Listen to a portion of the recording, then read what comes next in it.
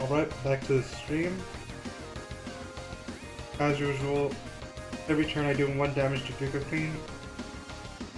And I do this by simply choosing to attack, but once the bar moves, I don't actually press the button again. And that is to doing me 1 damage each turn. Of course, during Red Soul I can't actually counter-attack, but on every other attack I can, but for the rules of the challenge I will not.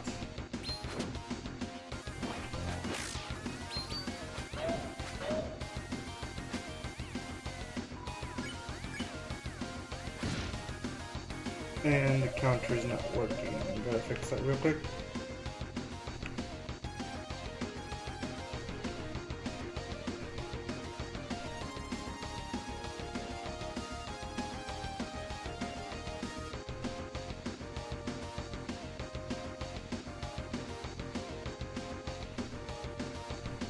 And now it should be fixed.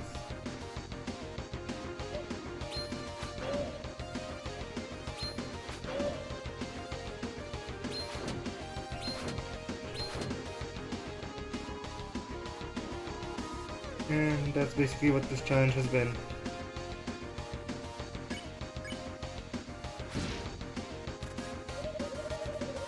I'm hoping for this time which actually reach the halfway point, so who knows how that'll be. Also, I did some more research on this challenge. Well, I did some more research on Giga Queen. As far as I know, no one else has done this challenge yet. And apparently for phase 3, I don't have to do the full 1500 HP that round 3 has. Only 1374 HP in round 3. And then you'll reach the final attack. Now you can dodge it without counterattacking, but the battle won't end until you use it.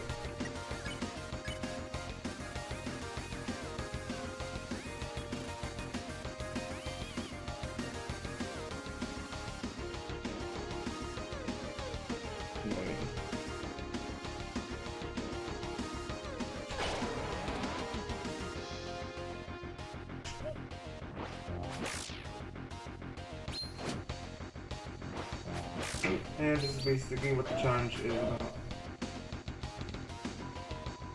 So I'm not sure if we should have it so that once I do reach phase 3, once she does the final attack, she just counter it the first time, or wait until she's down to 1% and then use it.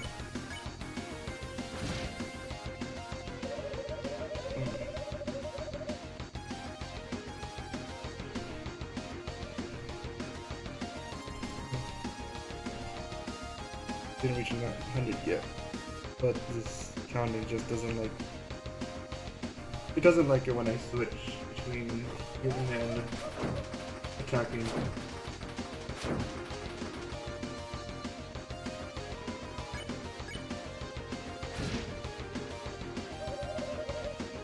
But do what I can. So when I do notice that it goes on. So the annoying part about this is that the screen I'm using to play and the screen I'm using to where the character is on are 2 different screens, so I have to keep switching between the 2. The only reason why I'm using 2 screens for that is that OBS lags a bit.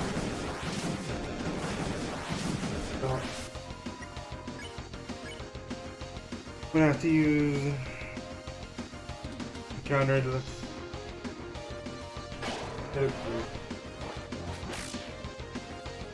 Basically, I can look at the counter and also dodge.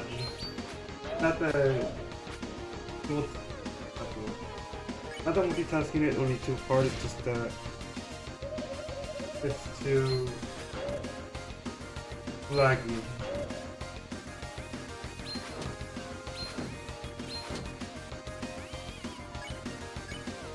And by using my other screen, at least I know if I do this on my phone and not because the game is laggy.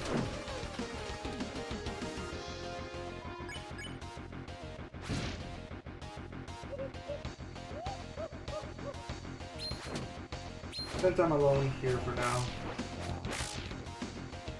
I guess I'll talk about what I've been getting back to recently.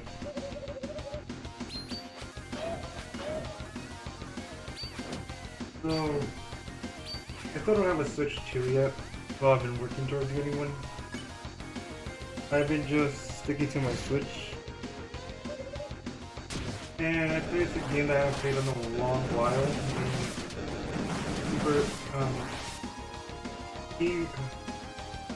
I think it's Team Kirby, Super Team Kirby Clash Deluxe, I think is what it's called.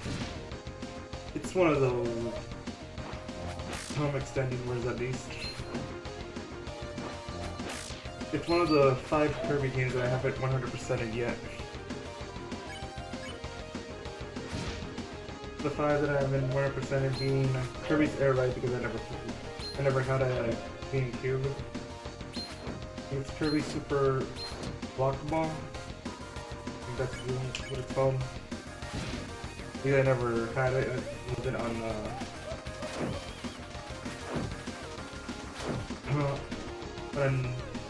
Nintendo emulator, like official with Nintendo emulator.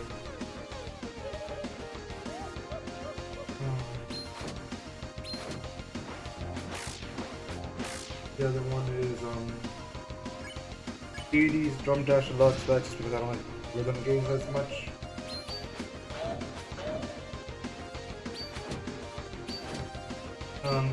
Kirby Fighters 2.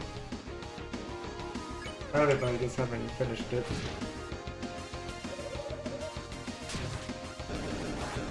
And Kirby and the Forgotten Land, specifically the Dark Cross.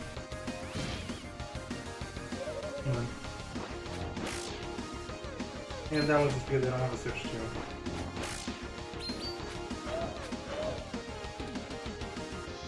I've played Team Kirby Clash a lot because I got bored. And well, it's basically a pay-to-win game, but you can beat it without paying. So I did pay for some of the Apple Store.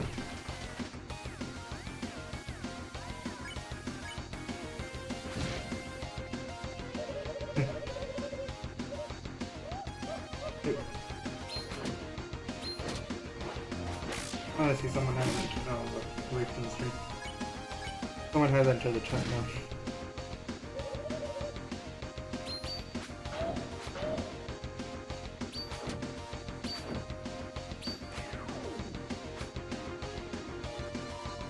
This has been a challenge I've been doing for like what, already over a month now, almost everything. So seeing that we're about to, well, we're not about to, I guess, but getting close to the halfway point. Definitely, but yeah, I'm at least slightly excited for.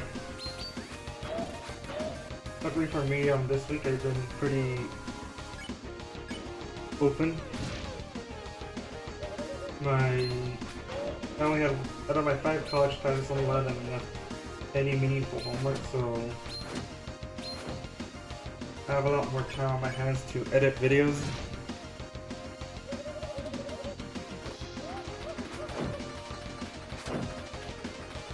So I've been thinking, and also 2 of my classes actually got cancelled this week. So I've had a lot more time to actually work on my videos. I already finished, not next week's video, but the video for the week after that. So that's been fun. As for this challenge, I thought about making like a little graphic of the halfway point has been attained, like I said in chat, but I couldn't get it to work.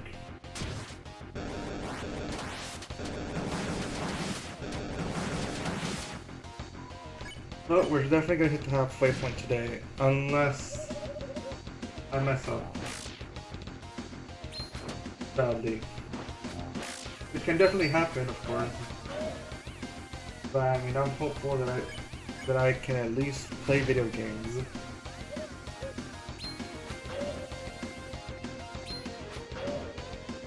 So think about, we're definitely reaching the halfway point, like I said.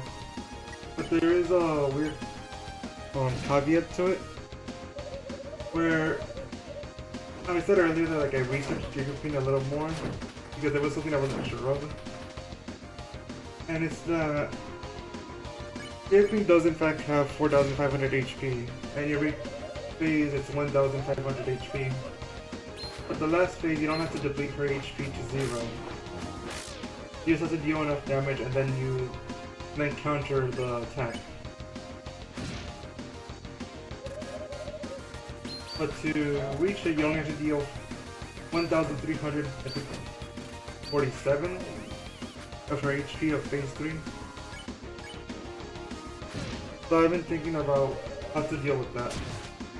So far I've been thinking to just leave it at drop her down to 1% and then counter the attack. So you'll see why that's not an interesting fight. Well, not like this fight isn't that much interesting in its own right. But still, it's what I've been working on.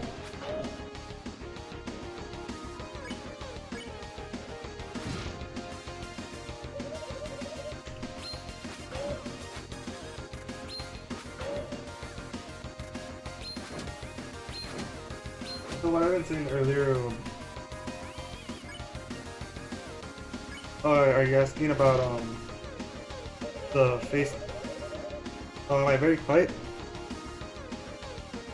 Let me see if I can fix this.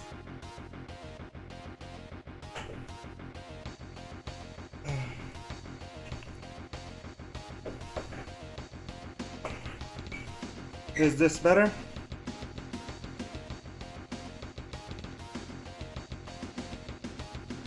Does my voice sound better? Sorry, it's just that I had to change my setup a little. Oh, that's... Yeah, not... I've still been trying to work around like how to get a good setup, but I've been... Okay, that's good. I was researching the Giga Queen fight.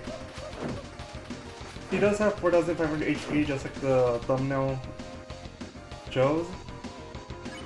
But the thing that is interesting is how phase 3 works.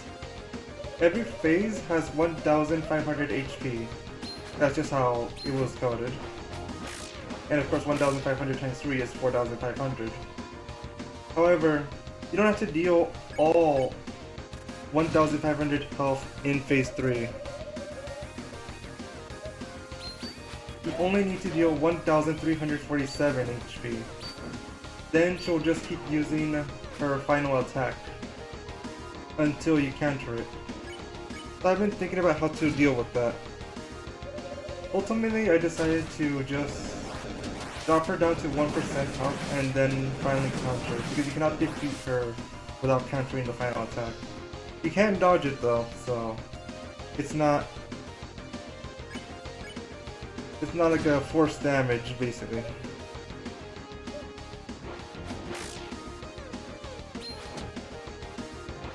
So basically, once we get to phase 3, which won't be until like 2-3 streams from now, maybe 4. Note that phase 3 might be the shortest one or the longest one, depending on how I decide to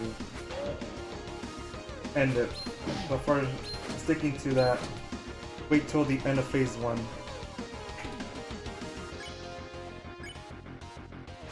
I think I'm gonna heal an extra. Yeah, Queen really likes procedurally repeating her dialogue, doesn't she?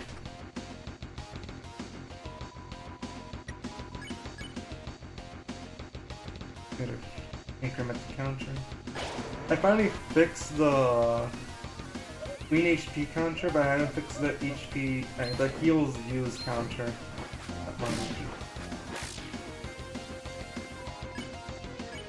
My current heals is actually less than it shows, but I still don't know by how much.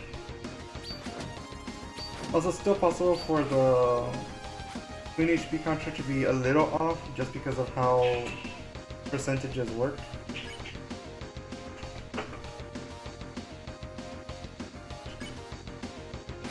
But basically, every 1% is 45 of her HP.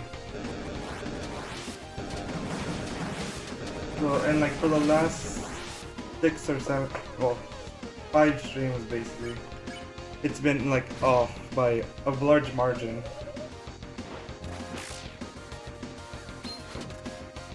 But now I've been able to take my time and fix it. Now, the thing is, I don't know exactly when the percentage like rounds down exactly, so it's still sort of a guess. But it's a much closer number than to what it actually is than it was before.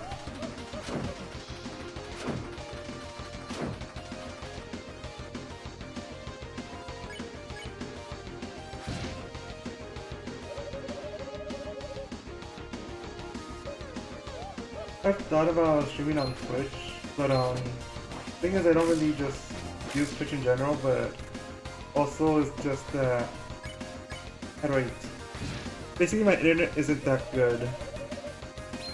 So streaming on 2 different platforms would probably make it even worse. Like I've seen even like big YouTubers do the multi-stream thing, but it like makes it very laggy even if they have good internet sometimes. So me with like way worse internet, it's more likely that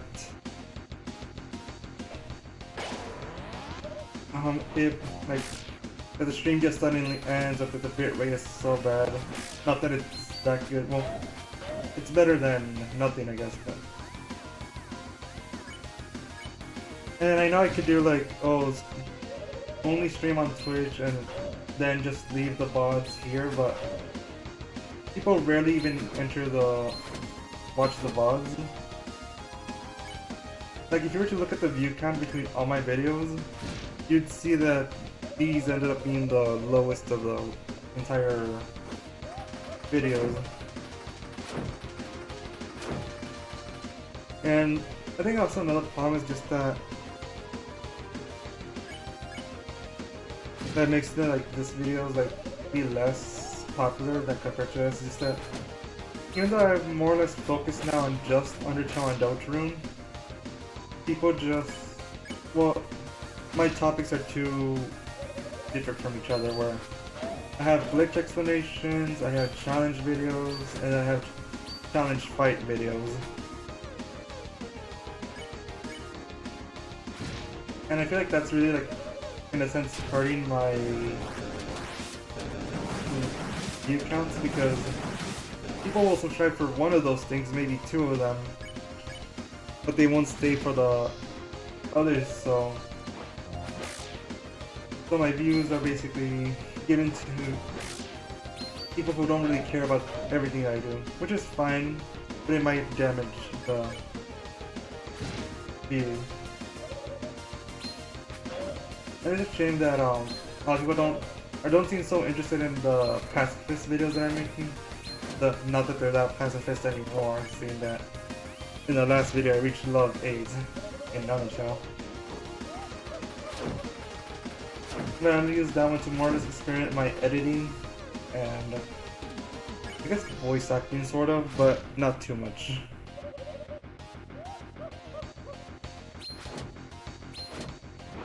Conversion.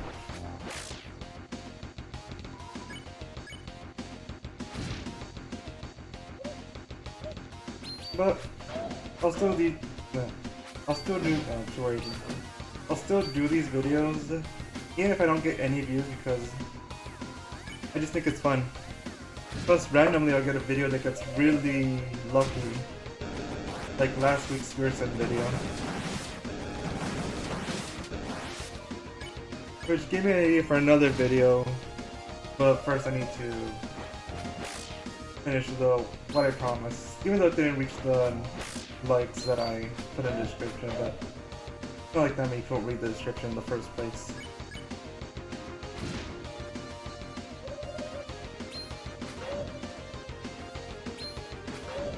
One thing though that I do find that just by playing these games a lot, especially recently, there's a lot of like glitches I feel like people don't know about, even like lesser known, that because they're not even useful for speedruns or stuff.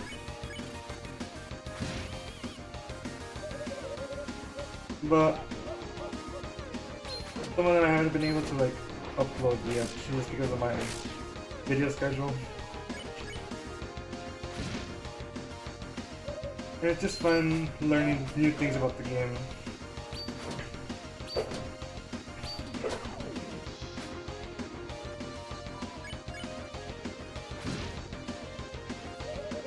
The one thing else is that I basically locked myself into just doing Undertale and Deltarune and stuff.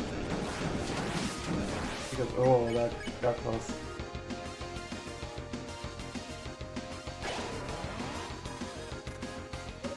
Because my earliest videos were not Undertale or Deltarune. They're about basically playing games in the playing through the story of games in the wrong order. But people, I guess, well, it's also that it was my first few videos. But people didn't find those interesting, and now they're ancient despite being this year.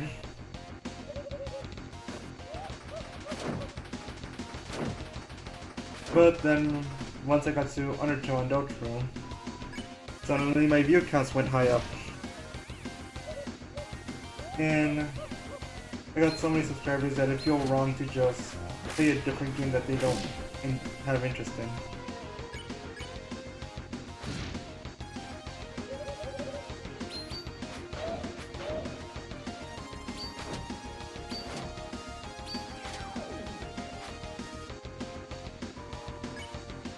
Which is, I mean, a bit, I mean, I wish I could say from other games, but not everyone is interested in the same games that I'm interested in, and if people came here for Deltarune, they're gonna expect Deltarune, so.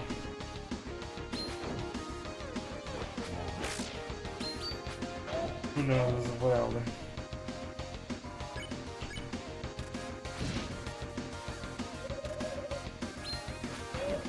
Like, one game I wanted to do earlier was Zelda Echoes of Wisdom. But that's not really... It doesn't have that much to do with Deltarune and Undertale, which is where mostly the people came from.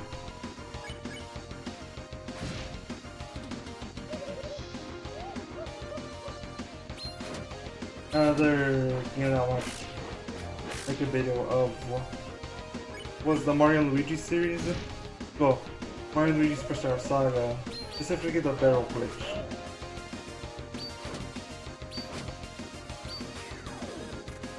When I want to see like if it was possible to do things like maybe repair the beanstalk before breaking it or something.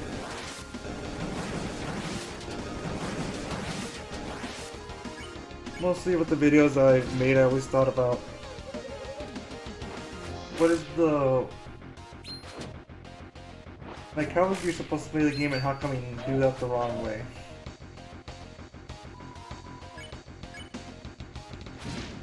Like, that's how I made my Roaring Knight video. I saw, okay, well, this one you're not supposed to revive your teammates unless you use a revival. But I thought it was possible, and I thought, what's the wrong way, but it could be fun challenging to see if it's possible. And of course it was. Though I found out recently that I'm not the first person to do that challenge. Someone a month before I did made the same challenge. But their video just didn't get popular until like really recently. I have a problem with that they get more views and likes on it. Because I just personally don't. I don't like just like taking credit even though I didn't even know that they made a video first. Just feel, you know, a little weird to think about like that. Someone else, there's something before me, but I took all the credit. Just doesn't feel right, you know?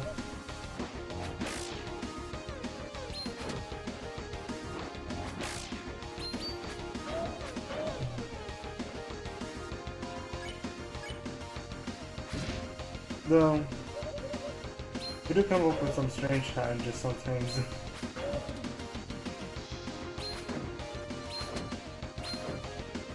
Like, if you're on a one-wheel challenge, you're looking at it right now.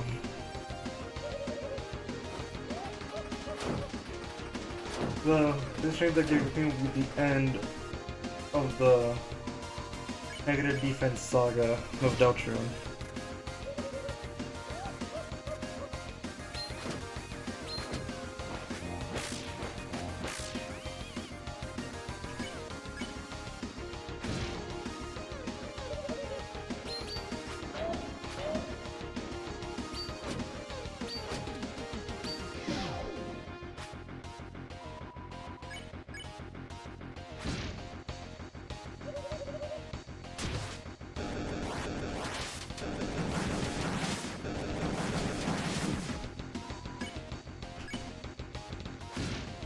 I think YouTube's having problems.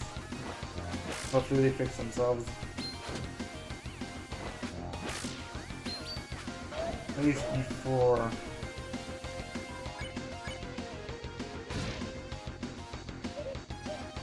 Hopefully before we reach the halfway mark.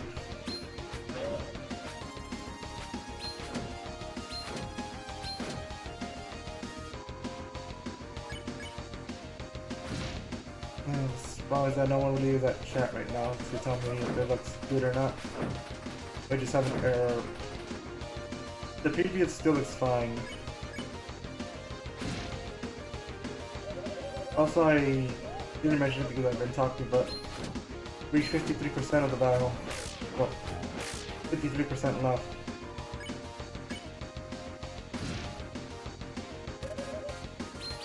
We're so close to the halfway mark.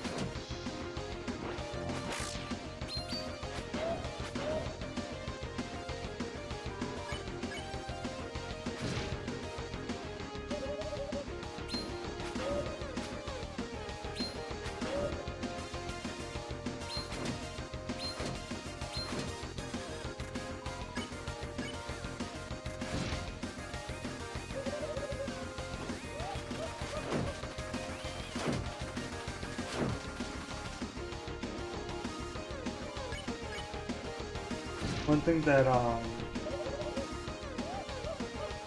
really struggled with is the next part of the Griston fight video. If you don't know what I'm talking about, is last week I uploaded a video about doing the Hammer of Justice fight. But I used Root Buster every time I had enough TP for it. But at the same time, every time I used it, I didn't allow myself to parry it. Basically means so that I take basically force damage every few turns. And for some reason that did well. So, something that didn't make sense to me at least is that for every video I make, I also make a short somewhat related to it.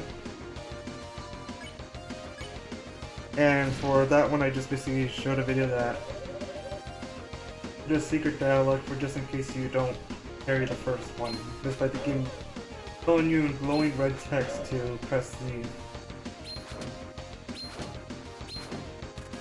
But that's like one of the few Deltarune videos that reached under 1,000. Deltarune shorts that reach under 1,000 views.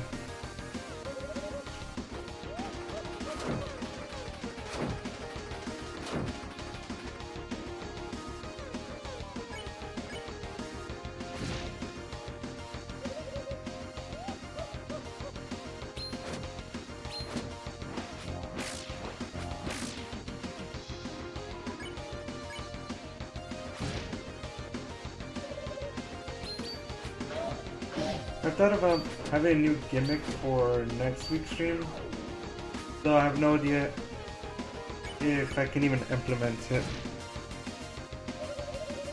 I guess we'll have to wait for next week to see if it actually works or not.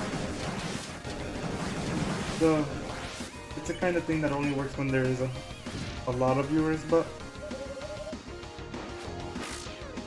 hopefully I can modify it for it to work for like maybe 1 or 2 chatters.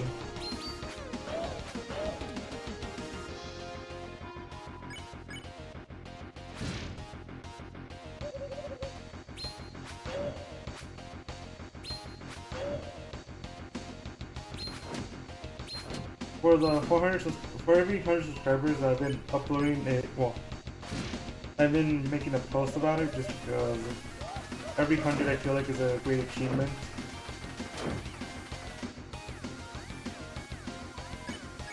And for the last one, I showed one of the memes I made, which was chapter 4's, that dialogue, but if Baba is you instead of the regular you. And I'm glad at least one person realized what it was. Making me think of like other meta-ish games that I played.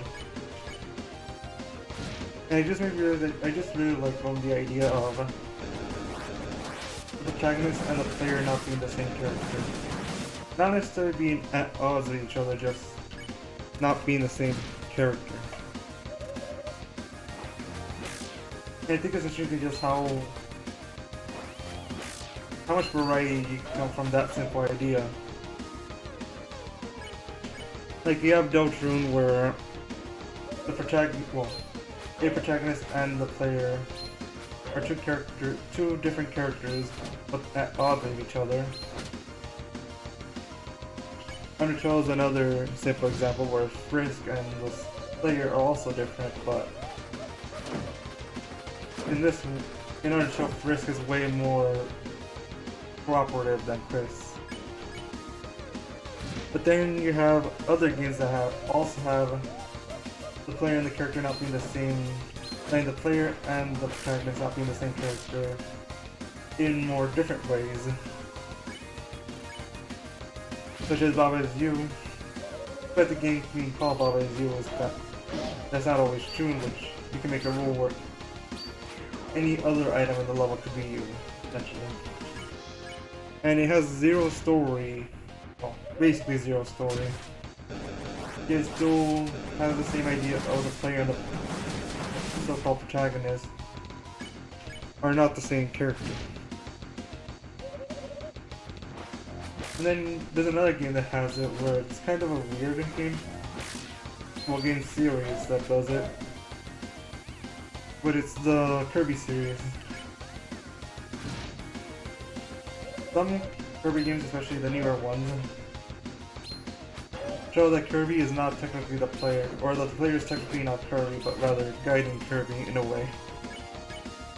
And it does that by having Kirby break the fourth wall and wave towards the player, or nod towards the player. And despite this being only used for like a few moments, usually at the very start or very end of the adventure, but not pertaining to the story at all. It's an interesting thing that just the Kirby series just has, for some reason, the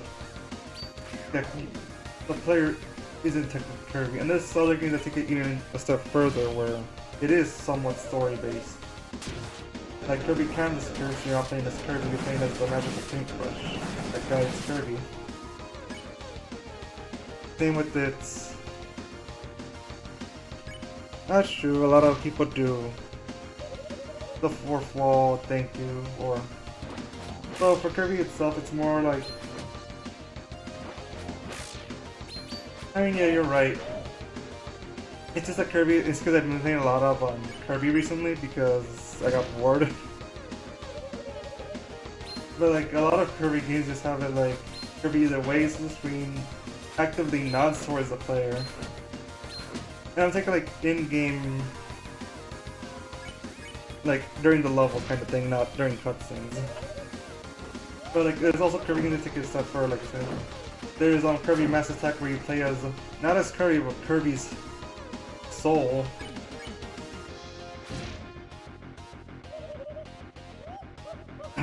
Or his Kirby's heart.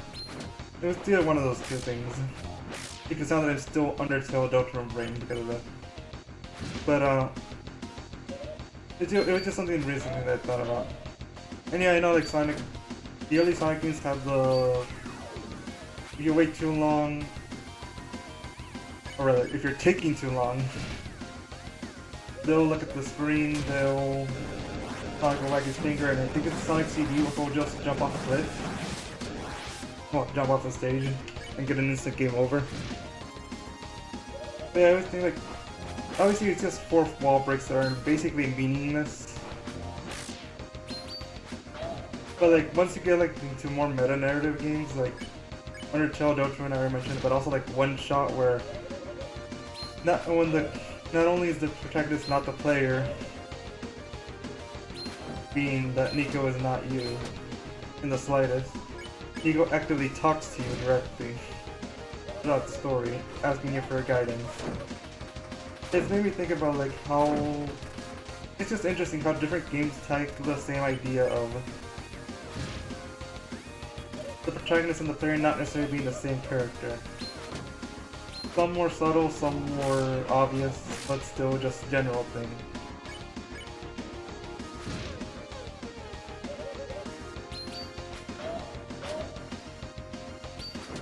And all that talking, we reached 52%.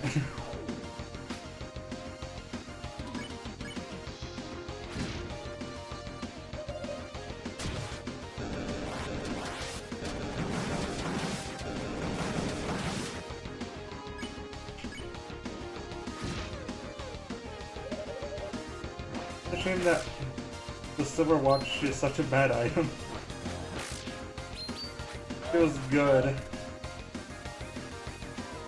This battle would be a lot shorter. Because what the silver watch does, it makes enemy turns shorter the longer you graze. But because it's percent of how much TP lowers a turn, and TP barely lowers the length of a turn by grazing, which I think is a thing that not many people know outside of like speedrunning. But because the silver watch is only like I think 5% more, it barely shortens the length of turns.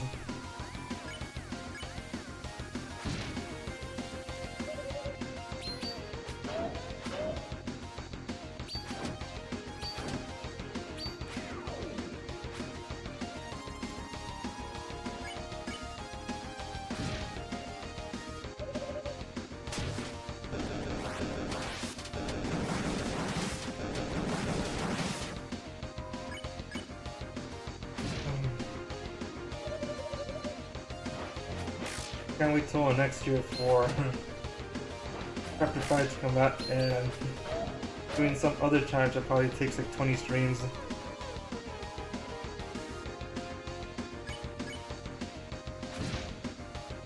Yeah, like that's what I think, like I absolutely love how Deltarune is just like, first off, you are not the protagonist. Second off, the protagonist doesn't like you. No matter what you do, the protagonist won't like you. So far, at least. Doesn't matter if you do all recruits, do the bare minimum, speed run, 100%, weird route, abort weird route. Chris doesn't like you. Well, I guess doesn't like you is a bit extreme, or like maybe all recruits. But Chris would rather not have you, I imagine. Outside of, you know, when necessary. One thing I think is interesting is that technically Chris doesn't even need you.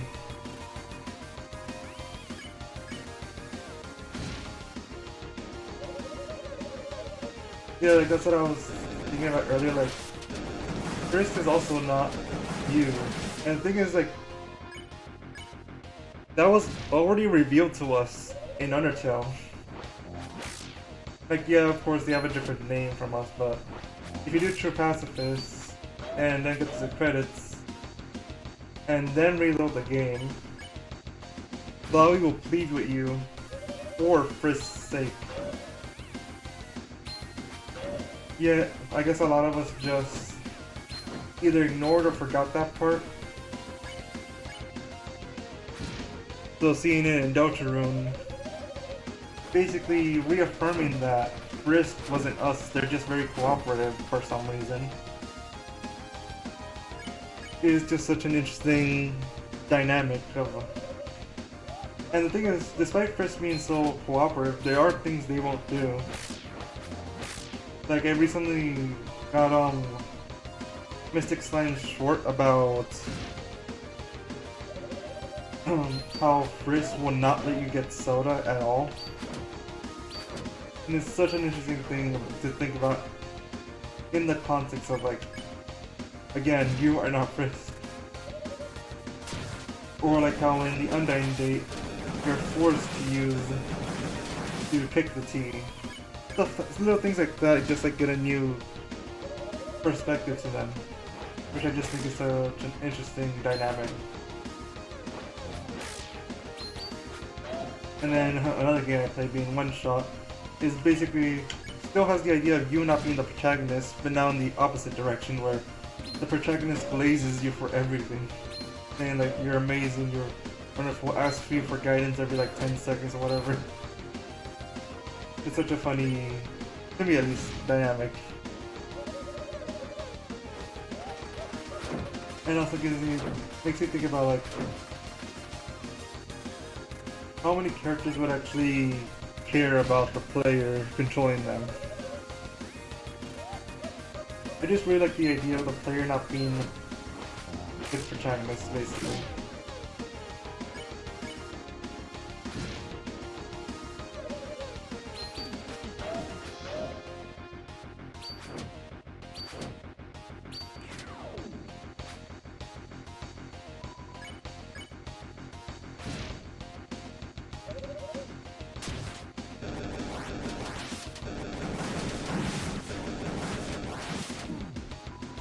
Yeah, I'm really bad at that red soul attack.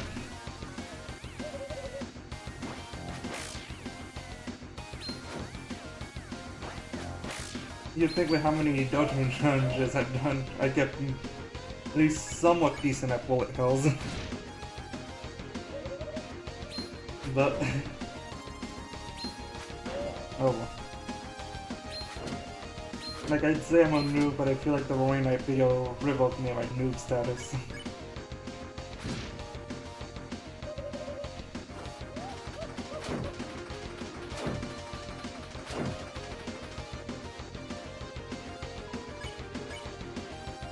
And I feel like 52% is taking like longer than the previous 2%. Even though it's still just... Even though it's still, you know, a percent.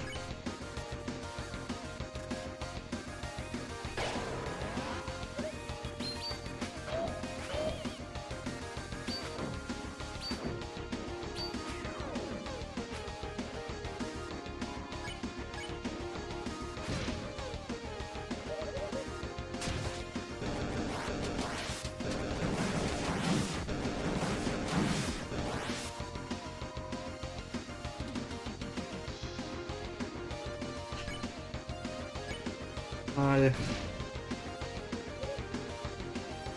I remember those chapter 2 days, but I was also very confused on to why no one really noticed what I was saying.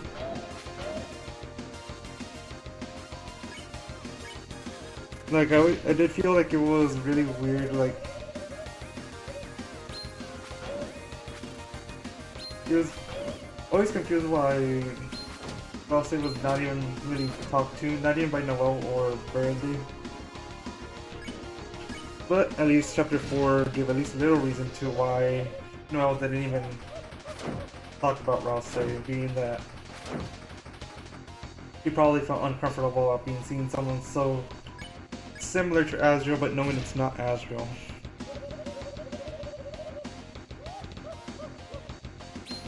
I can see how that sort of makes sense to you.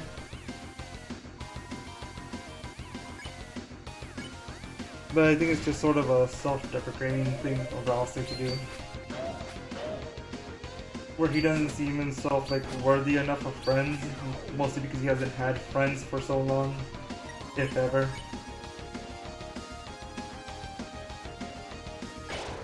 So at least people seem to at least talk about Ralsei in game now.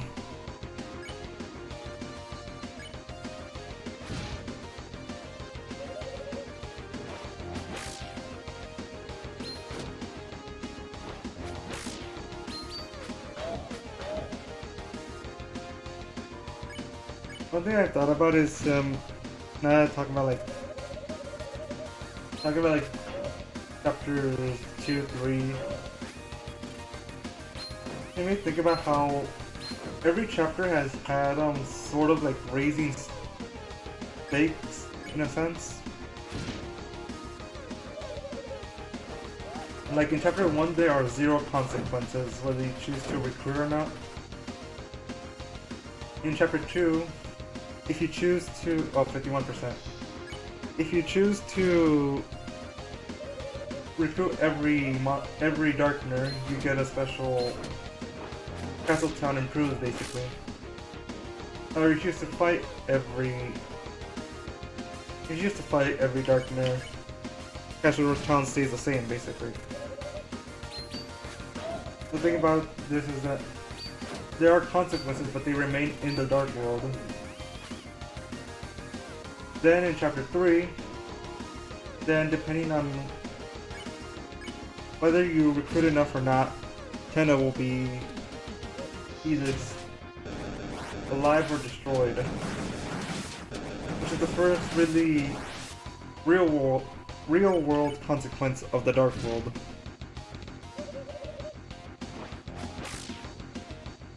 Which only happens if you choose to be rude, basically.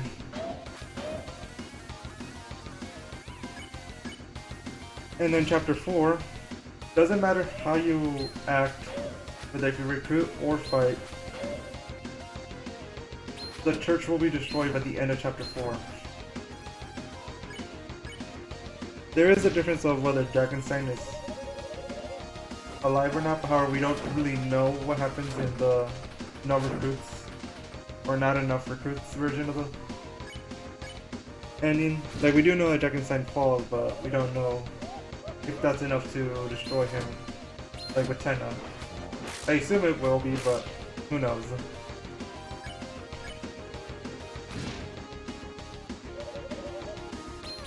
I mean, yeah, Queen really is moving in this battle, especially during her kicks.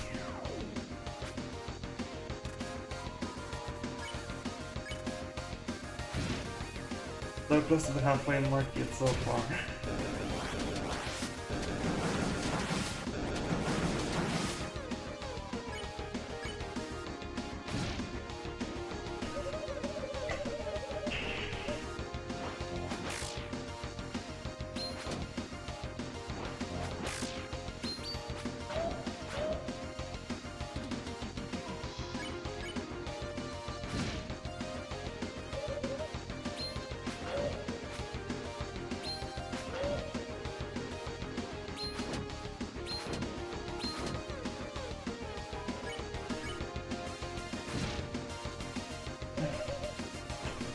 What they have been like, something that's been like happening recently is I keep thinking of running out of like challenge videos. Because I at least want to have challenge videos and, well, yeah, just challenge videos out while I have these streams going on. Who knows what I'll do once Giga Queen is done. Yeah, maybe I'll do the Giga Queen challenge again. Of course not. But at least while these streams are going up, I want to have at least a challenge per day, per week.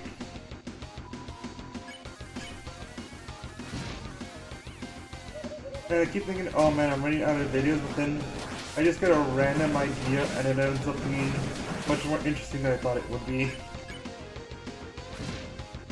Especially the ones that end up having a part 2 of the challenge.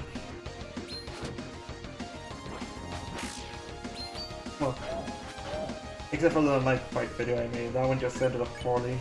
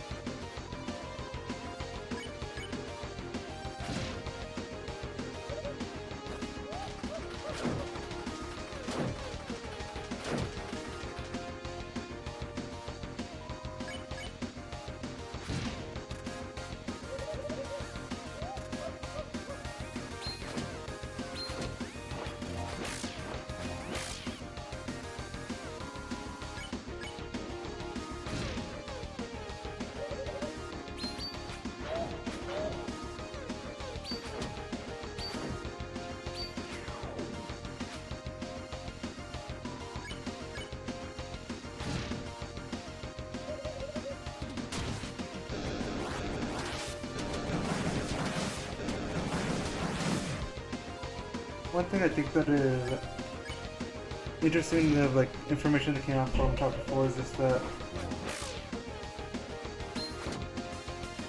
well, chapter 3 and 4 is the weird routes, I guess, significance to the story. Seeing how chapter 3 basically hints at it, while chapter 4 changes by it.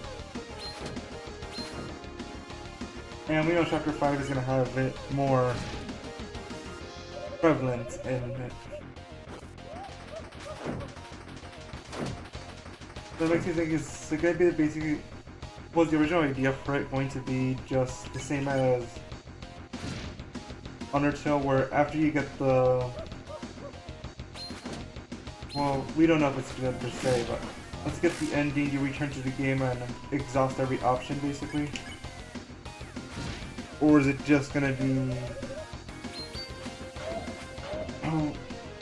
or like it's gonna be higher purpose within the story?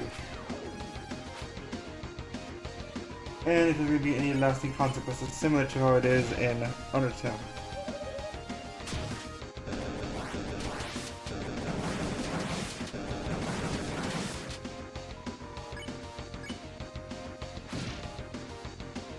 Still, for now, it's just gonna be nothing but theories and memes.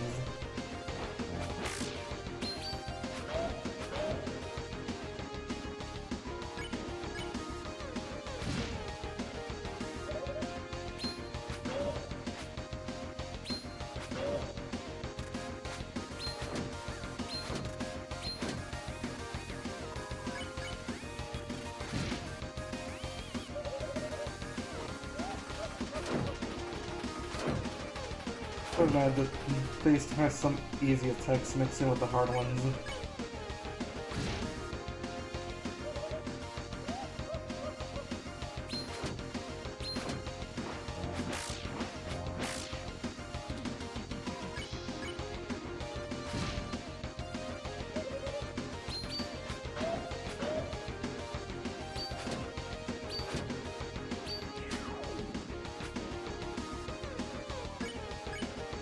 Getting closer to the halfway point.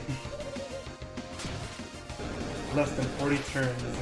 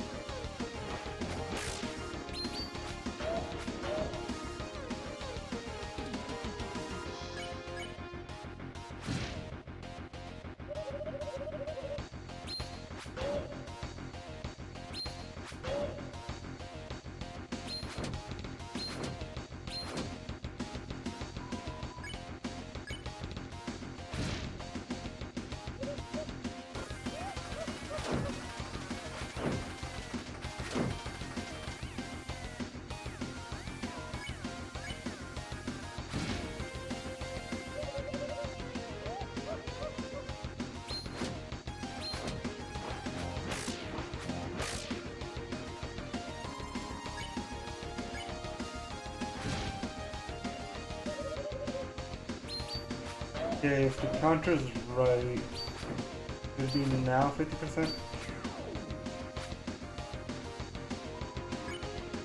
Okay, I messed up at one point. Either that or I mixed up my numbers.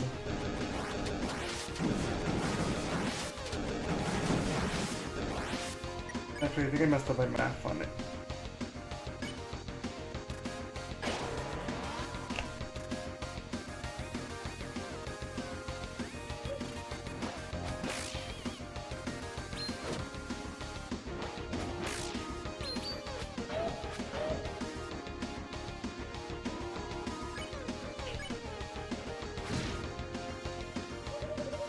I know it has to be a number that ends at 5, but you know.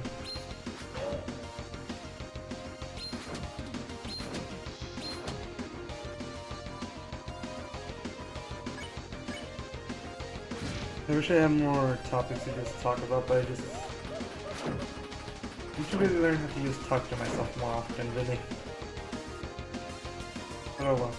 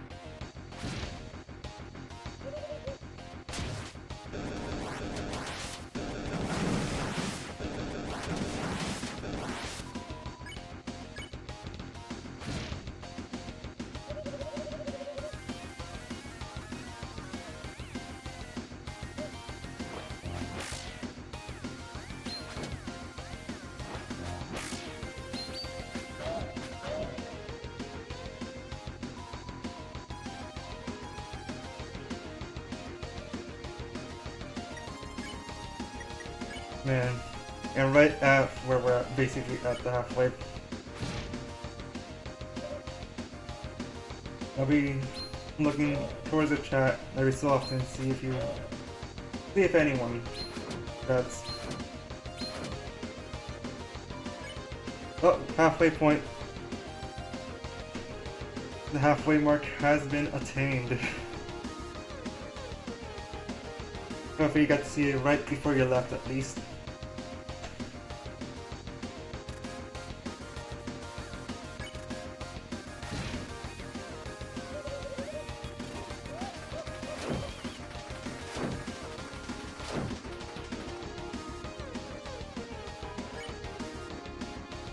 Also, it seems like counter is wrong by some amount. I don't know how much though.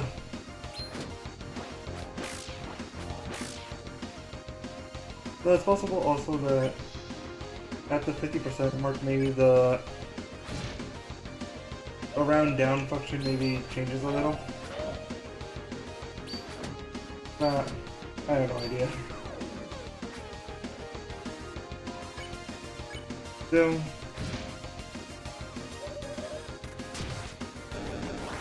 this means that it should only take 5 more hours, so 3 streams? Whoa. No. Yeah. No.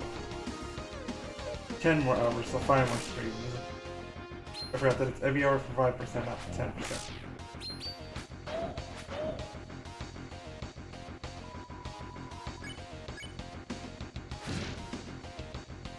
But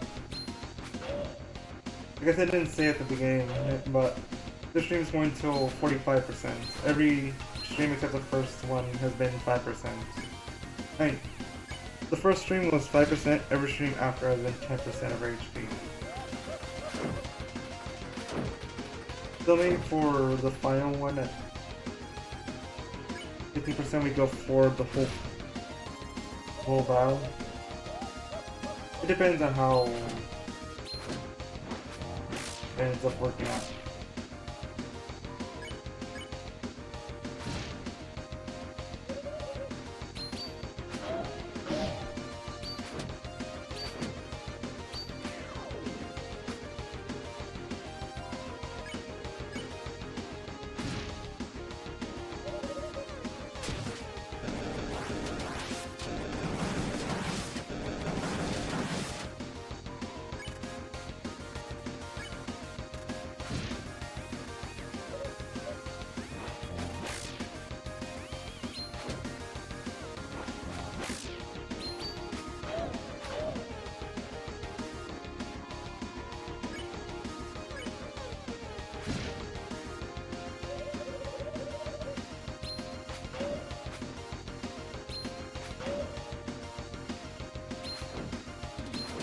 me think about what else I've been doing.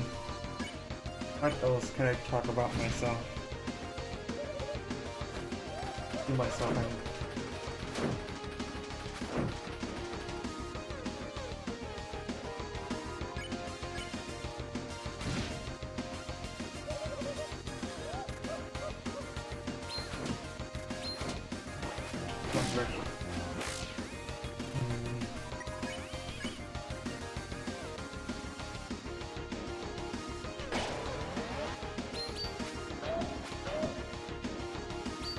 So, just for what challenges I've been thinking about doing, or I guess what videos I'm thinking about doing.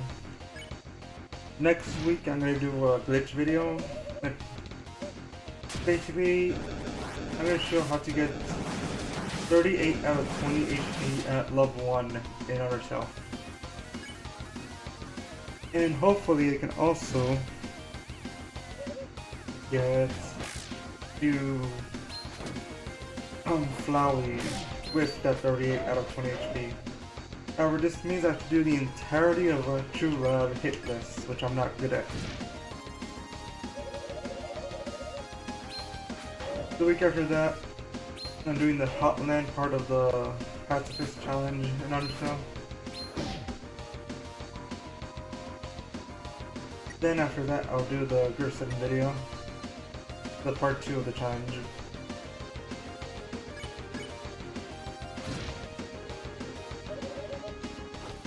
And then the next week will be the finale of the Undertale Pacifist Challenge, in which then I have to think of another,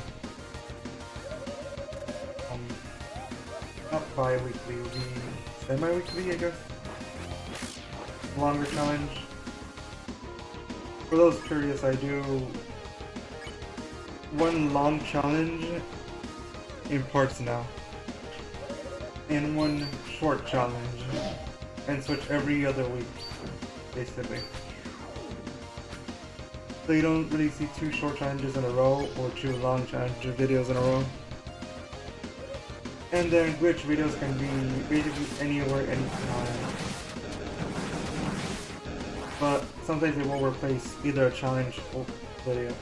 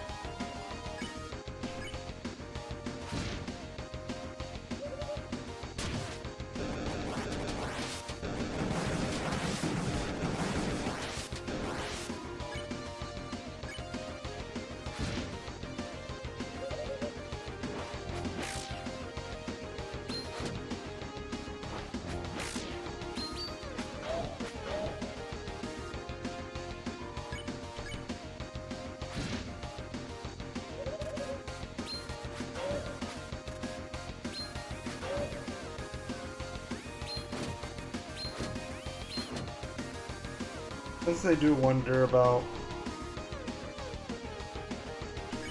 how do people just see these videos appear in their recommended just because they're subscribed or watch one of my other videos.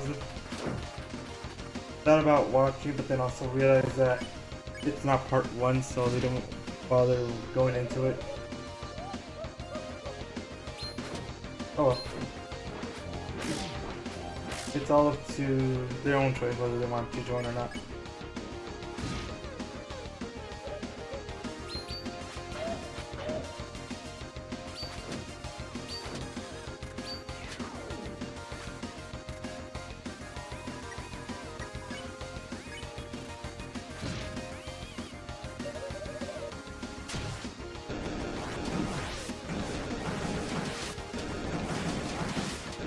myself on that close.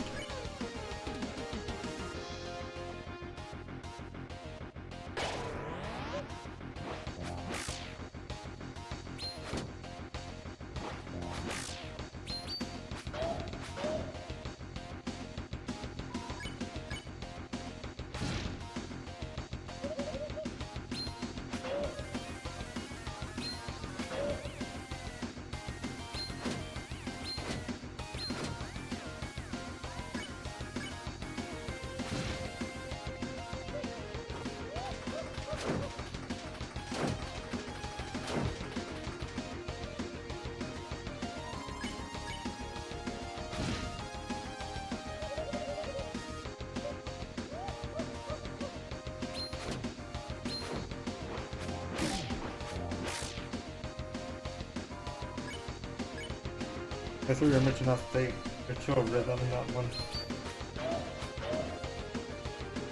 That's just causing me to just dodge the wrong way.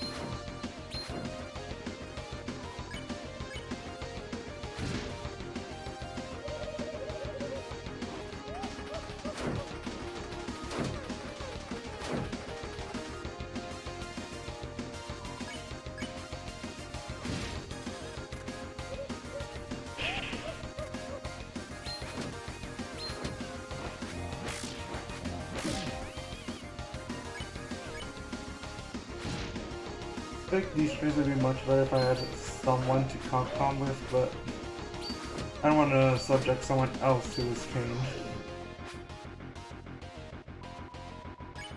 Like, you guys come here by choice. If I have someone else to come in here, they feel obligated to do it just because they're my friend or whatever. You guys are free to leave at any time.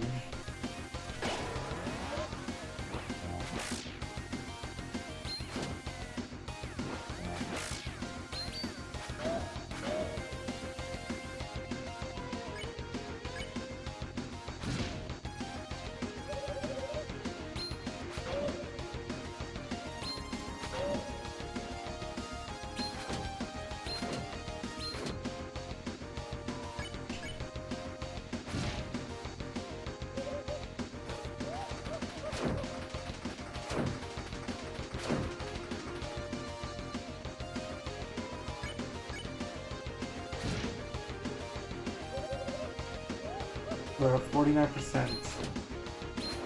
The perfect square of 7.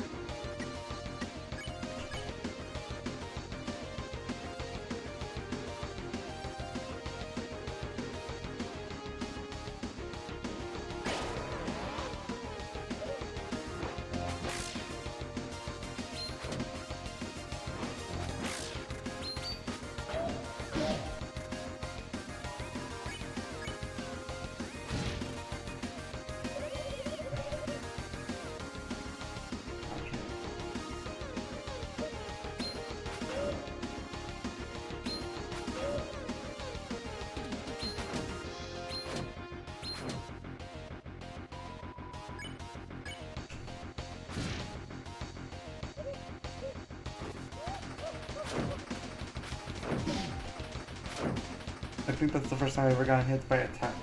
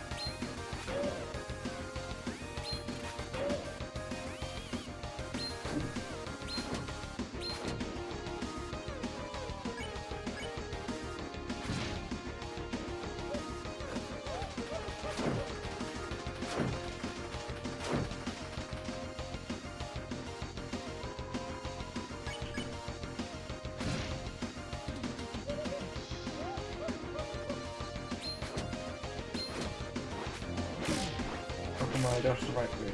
Just way too early.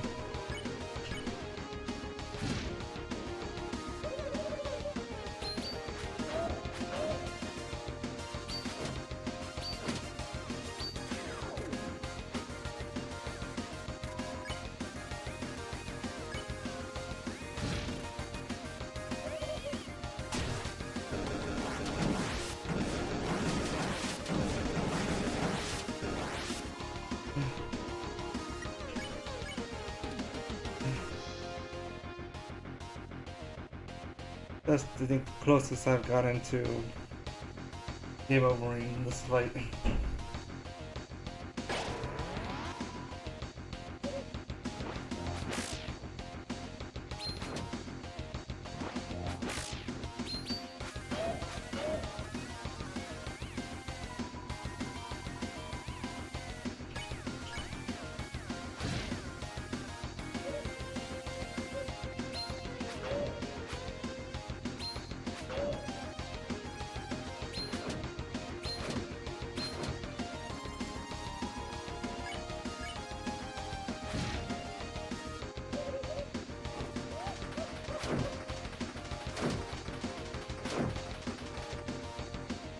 Yeah, it definitely was.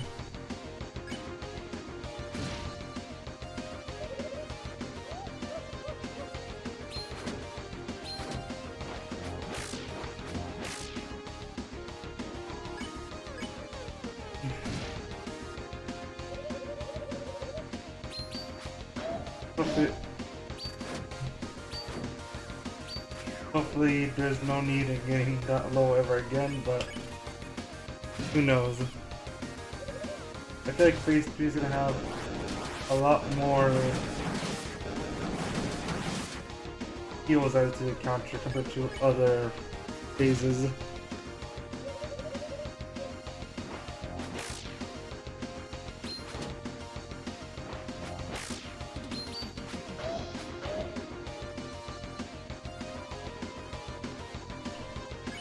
I think 32 was the lowest I've ever gotten. There was another time I also got to yellow HP, but I don't remember what number it was.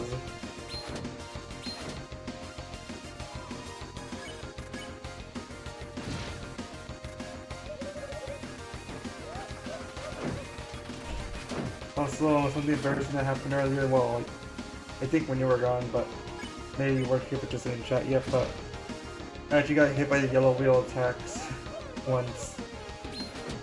The easiest attack in the entire game.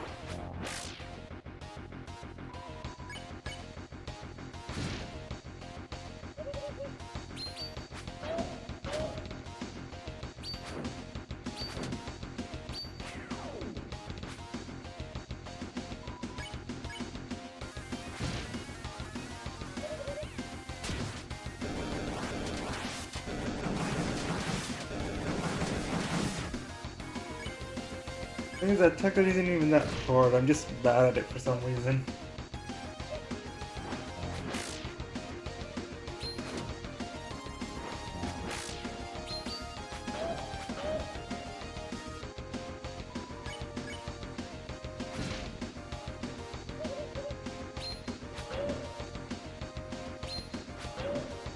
Yeah, I think about why.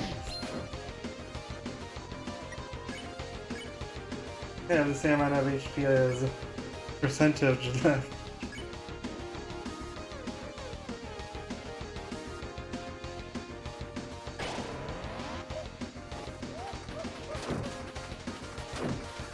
Oh, what is it saying? I think I was gonna change that.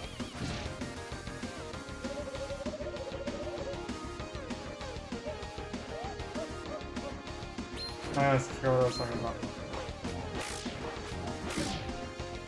Oh, the red soul attack, it isn't even that hard, I'm just bad at it for some reason. I'm more worried for the phase 3 red soul attack, because I think when I played, like before, like in all the times I've done this battle, I don't think I ever dodged that attack.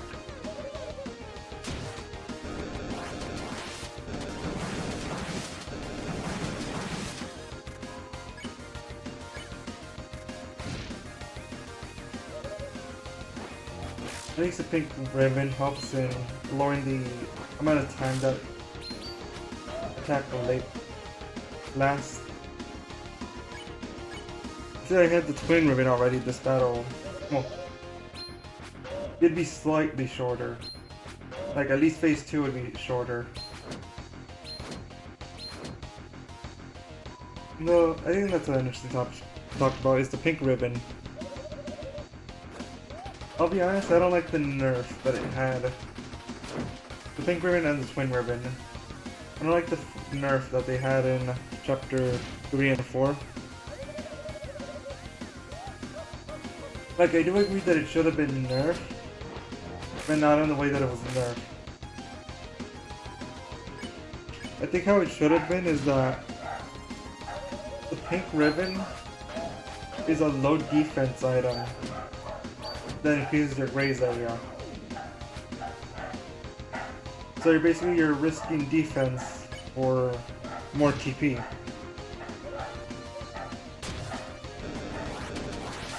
But I think one of the problems is that you get the twin ribbon early in chapter 3, and then you get a second pink ribbon also in chapter 3. Well, you get the twin ribbon, you get both the pink ribbon and the twin ribbon in chapter 2.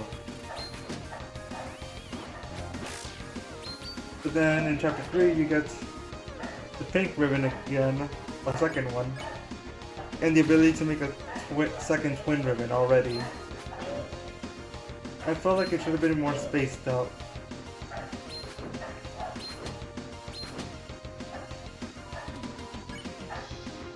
Like for chapter 2 you only get the pink ribbon. For chapter 3 you get the twin ribbon. For chapter 4 you get your second pink ribbon. And then maybe in chapter 5 you get the twin ribbon. Second twin ribbon. But if you were to nerf it in that it doesn't give defense instead.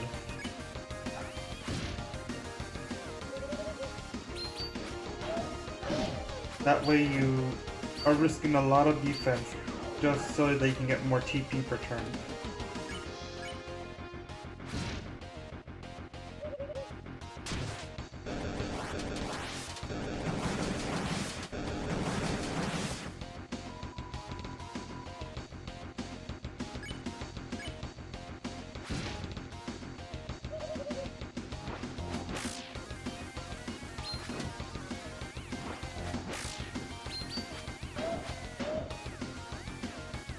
Now I get the pink ribbon did need to get nerfed.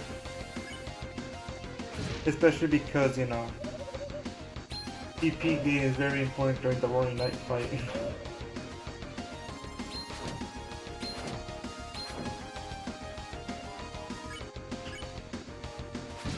But I do think that the Silver Watch should get buffed.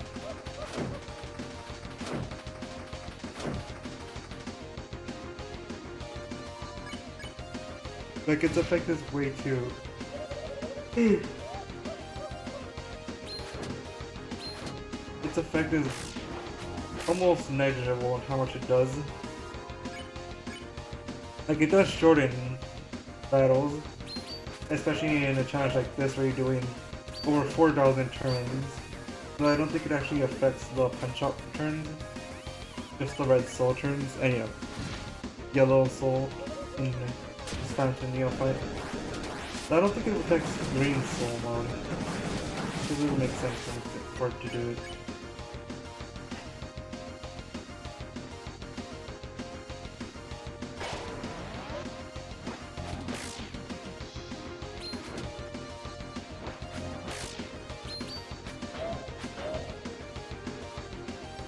So, by shortening the time of the enemy's turn, but only if we raise a lot. I think it'd be better if it was basically just a bigger effect,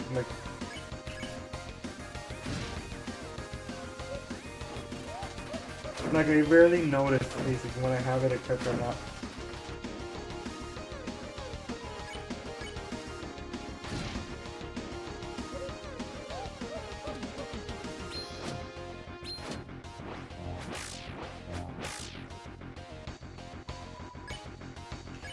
I think another reason why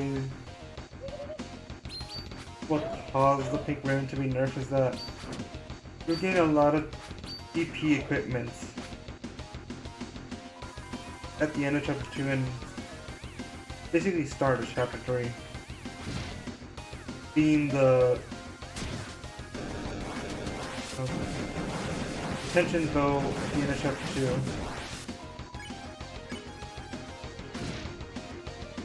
And the lodestones in chapter 3.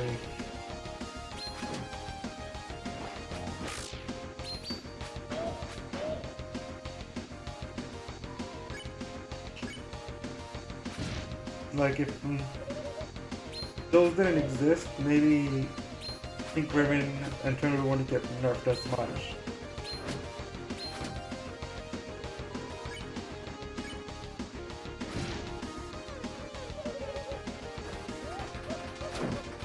Also the fact that it's subtracted the nerf rather than multiplicative makes it even worse. Just in general, I guess. Because if it was multiplicative, it would be... Wearing 2 wouldn't be as bad as it is now.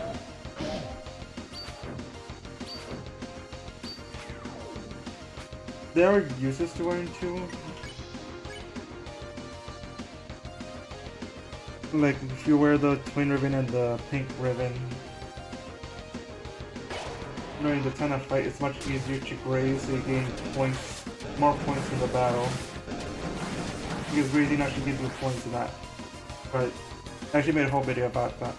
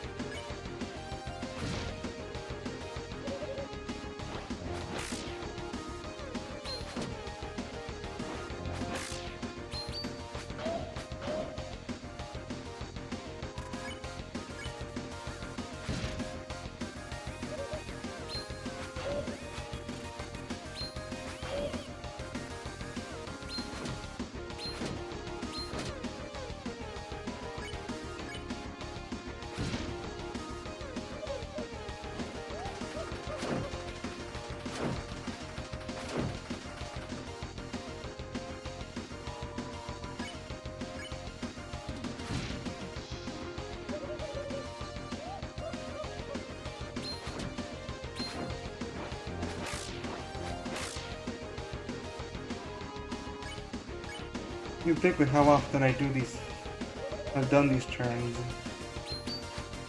I would get better at hitting them. Which I mean, I guess I mostly do, but that wood soul one is just too much for me.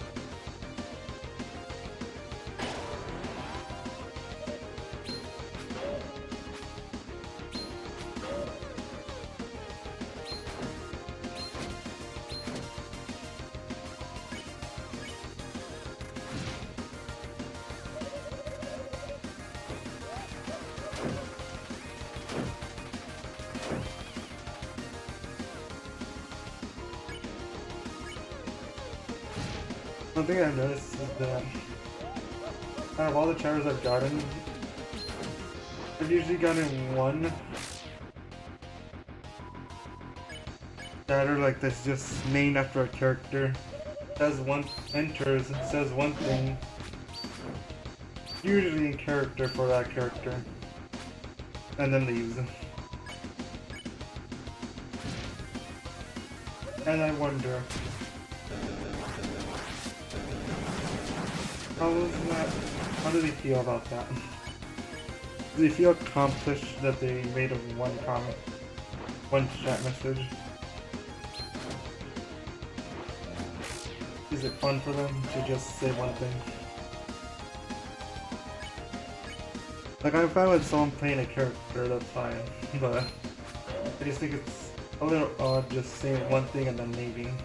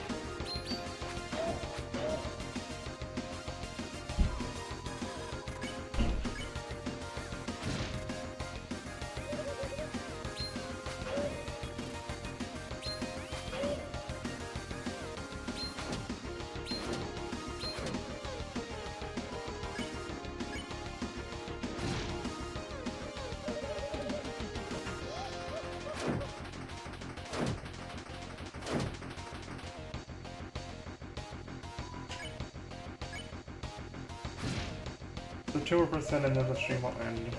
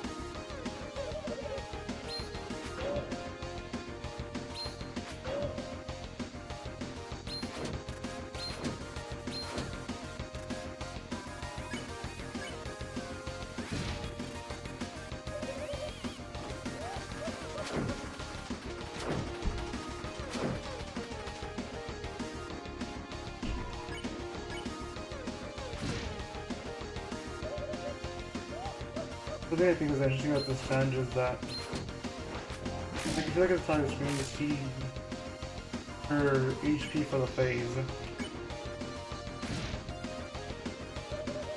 But between one turn and another, you barely can notice if it changes. If you look between, like, there's 20 turns,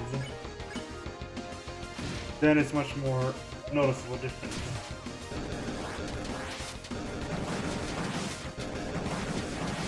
I just think it's interesting ways to show that, like, even little by little, it all does add up.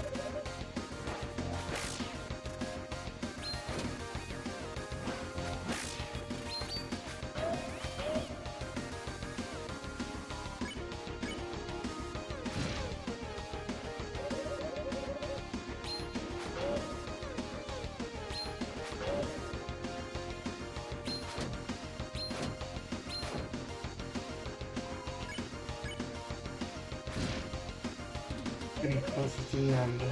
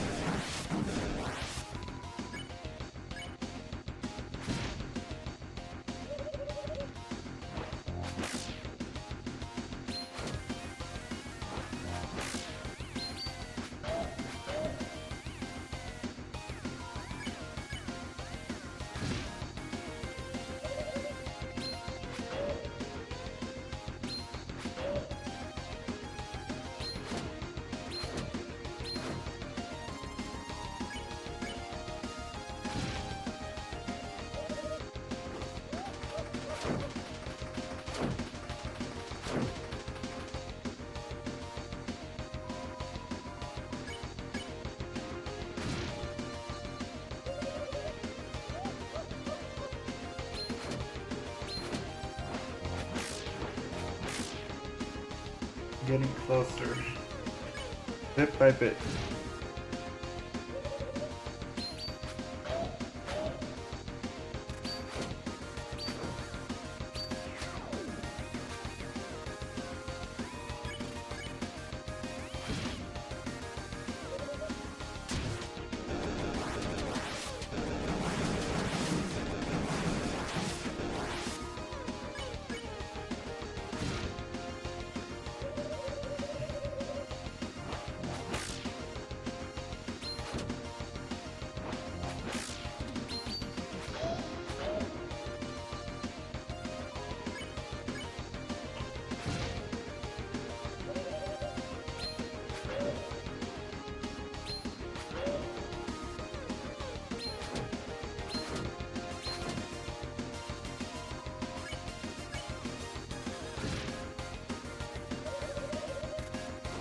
So I think it's a unit of its own, reaching halfway.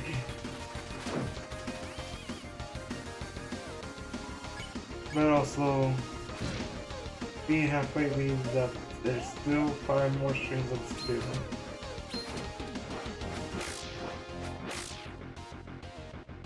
Or depending on how I plan to do this.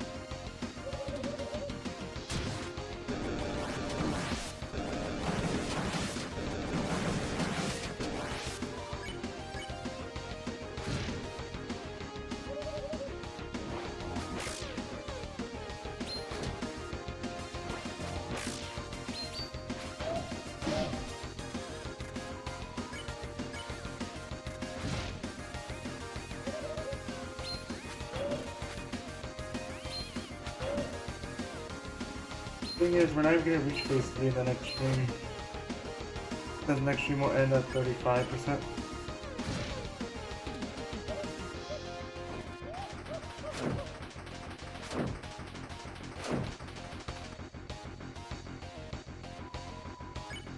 So, as we don't get to phase 3 next time, then it's just gonna be another stream that's basically like this one.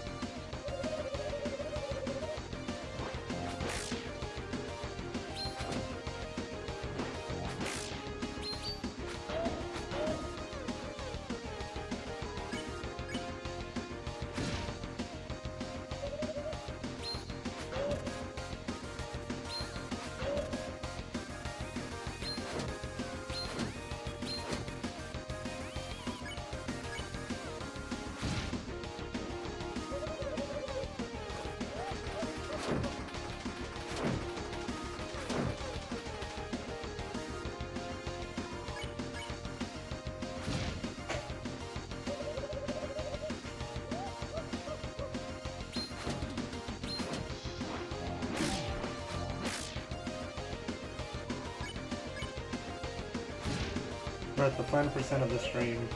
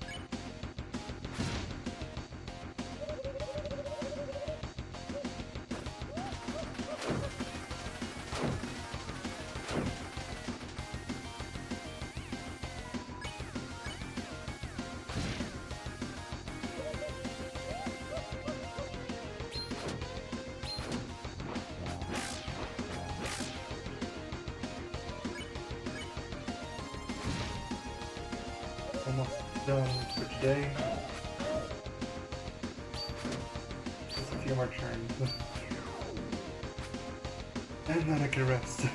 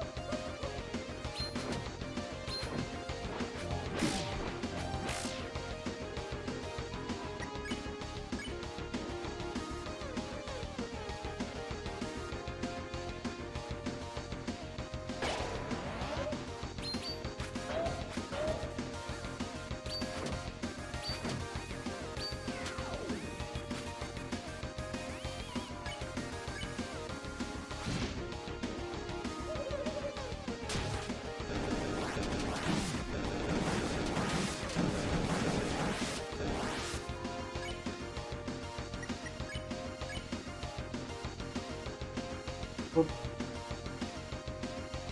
Reached the end.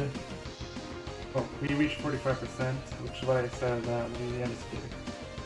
So we're going to self-fix ones and then end the stream.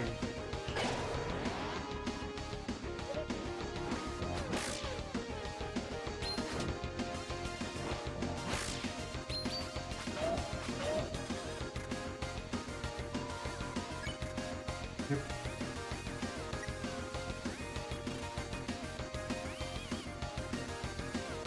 Well, that's it for today.